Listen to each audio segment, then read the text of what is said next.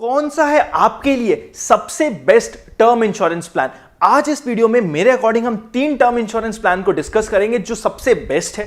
उसके बाद उन 3 में भी आपको 1, 2, 3 की रैंकिंग देंगे हमारे अकॉर्डिंग, और टोटल हम 6 क्राइटेरियाज पे इन सारे टर्म इंश्योरेंस को देखने वाले। यूजुअली क्या होता है, हम सिर्फ प्रीमियम देखते हैं किसका कम है, जिसका कम होता है उसको अच्छा समझ लेते हैं। ऐसा नहीं होता है, और भी बहुत सारे क्राइटेरियाज देखने होते हैं। उनमें से जो सबसे 6 इंपॉर्टेंट क्राइटेरियाज है उसके बेसिस पे हम हमारे हर एक टर्म इंश्योरेंस प्लान जो हम आपके लिए सजेस्ट कर रहे हैं, जो हमें लग रहा है कि आज के दिन सबसे बेस्ट है इंडिया में, टॉप 3, उसको डिस्कस करेंगे इस वीडियो में बहुत ही डिटेल में।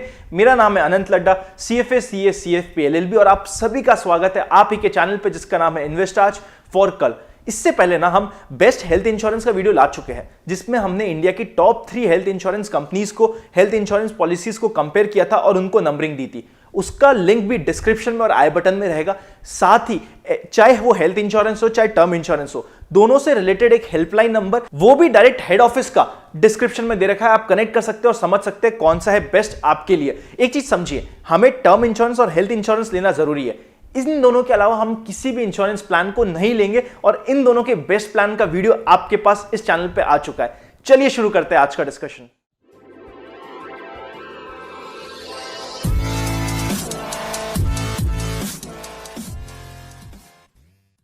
सबसे पहले जिन 3 पॉलिसीज को हम कंपेयर करने वाले हैं उनका नाम है LIC, HDFC और टाटा। इसके अलावा और भी कई सारी कंपनीज है जिस आपको पिच करी होगी, टाइम एंड अगेन आपको पिच करी होगी, बट उनमें कुछ ना कुछ क्राइटेरिया मिसिंग था, जिसकी वजह से इन 3 को हमने हमारे अकॉर्डिंग टॉप 3 में रखा है। हो सकता है आप कुछ और भी ले, this is my personal opinion. मेरे अकॉर्डिंग ये 3 बेस्ट है। इनकी एग्जैक्ट रैंकिंग क्या है वो हम कंक्लूजन में करेंगे। अभी हर एक पॉइंटर्स में हम सबसे पहले LIC का समझेंगे, फिर HDFC का, फिर टाटा का।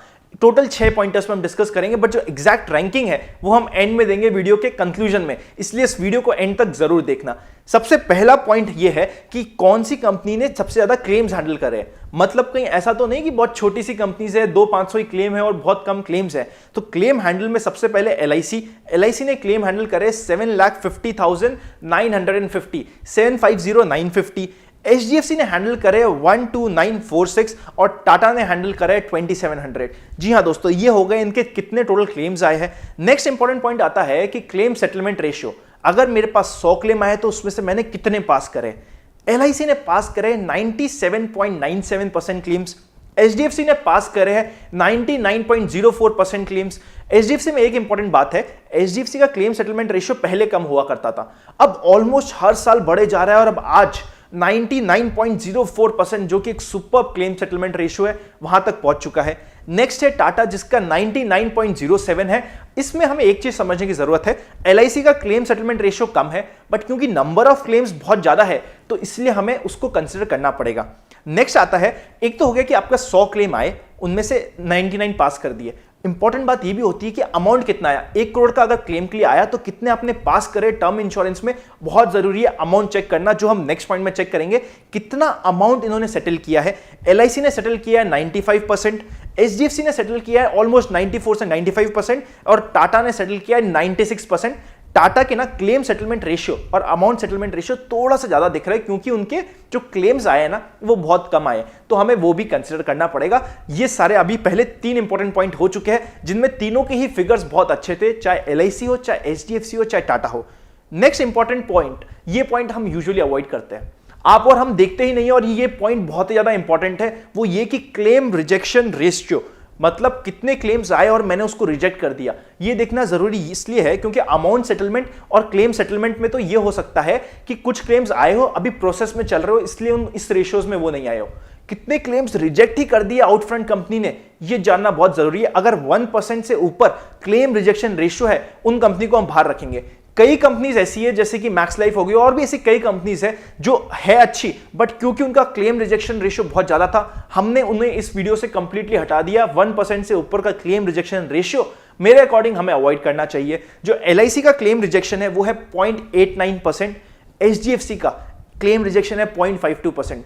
HDFC का इस लिस्ट में होने का कारण ही सबसे मेन ये है कि उसका क्लेम रिजेक्शन रेशियो बहुत कम है। दूसरा, उसका जो क्लेम सेटलमेंट का भी अमाउंट है वो भी धीरे धीरे हर साल बहुत ज्यादा इंप्रूव हो रहा है और अब वन ऑफ द हाईएस्ट में जाते जा रहा है। जो टाटा है उसका टोटल क्लेम रिजेक्शन रेशियो जो है वो 0.93% है, तीनों का ही 1% के नीचे है और तीनों को ही हम कंसीडर कर सकते हैं। नेक्स्ट पॉइंट है सॉल्वेंसी रेशियो, ये हमारा 5th पॉइंट है। इसके बाद हम 6th पॉइंट पे चलेंगे और फिर कंक्लूड करेंगे। सॉल्वेंसी रेशियो का मतलब क्या हुआ कि कितना मेरे पास क्लेम आने की एक्सपेक्टेशन है, क्या उतना अमाउंट मैंने रिजर्व में रखा है। हर कंपनी को 1.5 का सॉल्वेंसी रेशियो रखना कंपलसरी है आज के दिन रेगुलेशंस के अकॉर्डिंग। और साथ ही साथ एक रूल जो आपको नहीं पता होगा, फोर्स मेजोरे, मतलब कोई ऐसी कंडीशन आ जाए जिसमें बहुत त्राही त्राही मच गई और सब कुछ क्राइसिस हो गया, पूरी एक नेचुरल डिजास्टर सा हो गया, उस समय कंपनी आपका रेशियो रिजेक्ट भी कर सकती है, क्लेम रिजेक्ट भी कर सकती है, इवन आफ्टर नोइंग एवरीथिंग। आप सही हो फिर भी रिजेक्ट कर सकती है, एक इन सभी कंपनीज में क्लॉज होता है। इसलिए देखना जरूरी है कि जो सॉल्वेंसी रेशियो हो वो अच्छा हो। जितना अच्छा होगा उतना चांसेस ये होगा कि ऐसी एक्सट्रीम सिचुएशन में आपका क्लेम कभी रिजेक्ट नहीं हो। टर्म इंश्योरेंस में ना क्लेम रिजेक्ट होना बहुत ज्यादा डिफिकल्ट है और वो नहीं होना चाहिए। थोड़े से प्रीमियम के लिए हमें सस्ता टर्म इंश्योरेंस नहीं लेना है, बाकी पॉइंट्स भी देखने, ये चीज ध्यान रखिएगा। जो सॉल्वेंसी रेशियो एलआईसी का है वो 1.60 है, जो एचडीएफसी का है वो 1.88 है और जो टाटा का है वो ऑलमोस्ट 2.50 के आसपास का है। नेक्स्ट हमें समझना पड़ेगा कि प्रीमियम किस में कितना ज्यादा आने वाला है। जी हां दोस्तों, ये आखिरी में रखा है, समझा। पहले हमने इंपॉर्टेंट 5 पॉइंट्स कंसीडर करे, उसके बाद शॉर्टलिस्ट करी 3 पॉलिसीज और आखिरी में हम कंसीडर कर रहे हैं कि प्रीमियम क्या है। क्योंकि टर्म इंश्योरेंस का ना प्रीमियम एनी विच वेज बहुत कम होता है। मेन बात टर्म इंश्योरेंस में ये होती है कि जब क्लेम आए, जब आप दुनिया में नहीं हो तब अगर आपकी फैमिली को क्लेम लिया उस समय वो रिजेक्ट नहीं होना चाहिए। इसलिए छोटे से प्रीमियम के लिए सस्ते प्लान लेना बंद कीजिए। प्रीमियम की बात करें तो सबसे ज्यादा होने वाला है एलआईसी का। जी हां दोस्तों, ऑब्वियसली सबसे ज्यादा एलआईसी का होगा, सेकंड हाईएस्ट होगा एचडीएफसी का और थर्ड में आएगा टाटा। टाटा क्योंकि नया है तो वो थोड़ा सा सस्ता पड़ता है एज ऑन डेट। तीनों ही पॉलिसीज ठीक है। अब हम इनको रैंक करने वाले कंक्लूजन में। जी हां दोस्तों, प्रीमियम एलआईसी का बहुत ज्यादा होता है इसलिए मैंने एलआईसी के साथ एचडीएफसी भी रखा और टाटा का थोड़ा कम होता है इसलिए टाटा को भी रखा। एचडीएफसी और एलआईसी में भी प्रीमियम में बहुत डिफरेंस आ जाएगा। एचडीएफसी का काफी कम रहने वाला है, टाटा का तो खैर और भी कम रहने वाला है एलआईसी के कंपैरिजन में। अब हम करते हैं डिस्कशन कि कौन सा बेस्ट है कौन सा वर्स्ट और रैंकिंग देते हैं इन तीनों को भी। वर्स्ट तो नहीं, खैर ये तीनों ही अच्छे हैं, आप तीनों में से कोई सा भी लीजिए, कोई टेंशन की बात नहीं है, बट फिर भी हम रैंकिंग देने की कोशिश करते हैं। उससे पहले अगर आप टेलीग्राम में हमसे नहीं जुड़े, डिस्क्रिप्शन में लिंक है। इंस्टाग्राम पे अगर पर्सनल लाइफ से जुड़ना चाहते हैं तो जुड़ सकते हैं और ट्विटर पे रेगुलर ट्वीट्स आते हैं तो जुड़ जाइएगा। साथ ही अगर आप चाहते हैं कि हम आपका पर्सनली फंड्स मैनेज करें, चाहे वो म्यूचुअल फंड हो, चाहे आप डीमैट खोलना चाहते हो हमारे साथ, जीरोधा का लिंक डिस्क्रिप्शन में ऑलरेडी है। हमारी डायरेक्ट म्यूचुअल फंड्स की ऐप से आप इन्वेस्ट करना चाहते हो तो म्यूचुअल फंड की ऐप का भी लिंक डिस्क्रिप्शन में है। टर्म इंश्योरेंस और हेल्थ इंश्योरेंस रिलेटेड नंबर्स भी डिस्क्रिप्शन में दे रखे डायरेक्ट हेड ऑफिस से, तो आपको पूरी जेन्युइन जानकारी वहां पे मिलेगी और वहां पे आप कनेक्ट कर सकते हैं। अब हम समझते हैं रैंकिंग वाइज कि कौन सा है सबसे नंबर 1 पे, नंबर 2 पे, नंबर 3 पे।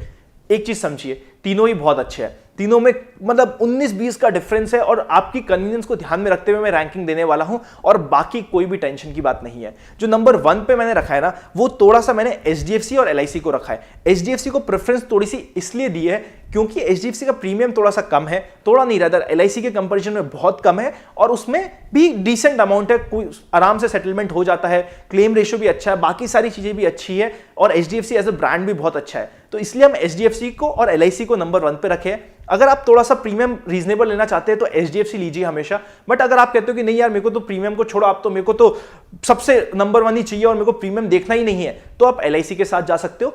बट आई विल सजेस्ट कि अगर आप एचडीएफसी भी ले रहे हो ना तो रीजनेबल है, कोई दिक्कत नहीं है। और सेकंड पे रखा है टाटा को, फर्स्ट पे रखा है एचडीएफसी और एलआईसी को और सेकंड पे रखा है टाटा को।